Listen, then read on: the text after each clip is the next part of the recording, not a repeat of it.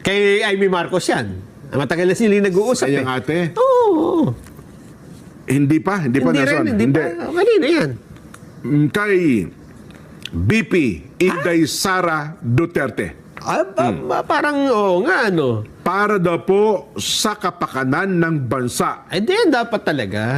Ayan, yan po ang opisyal na pahayag ni PCO Acting Secretary Dave Gomez. Ano yung eksaktong sinabi? Sabi po ni Secretary Dave Gomez, Hindi siya sarado. bukas. Ayun. Ayan, teka lang ha.